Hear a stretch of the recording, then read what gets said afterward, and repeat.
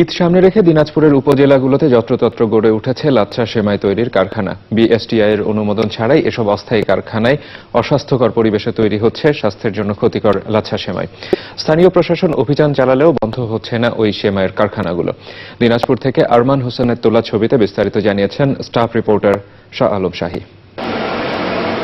মোরকি মোড়ানো দেখতে আকর্ষণীয় এসব লাচ্ছা সেমাই দেখে বোঝার উপায় নেই এই সেমাই তৈরিতে ব্যবহার করা হচ্ছে বিষাক্ত তেল, রং ও মারাত্মক ক্ষতিকর বিভিন্ন উপাদান।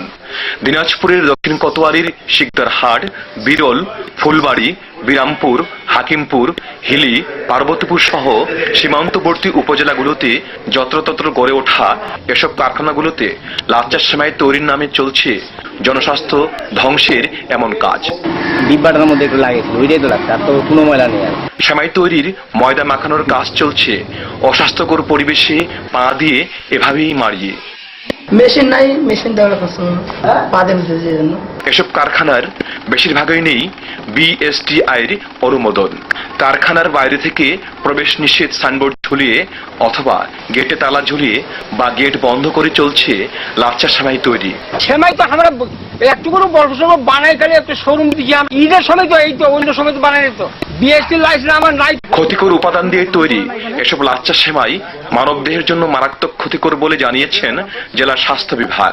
অনেক সময় দেখা যায় অনেক আটা হলে তারা হাত দিয়ে পারে না, তখন দেখা যায় পা দিয়ে খচে। এটাও আসলে ঠিক না। এসব লাচ্ছা সেমাই তৈরি বন্ধে কঠোর অবস্থানের কথা জানিয়েছেন জেলা প্রশাসন।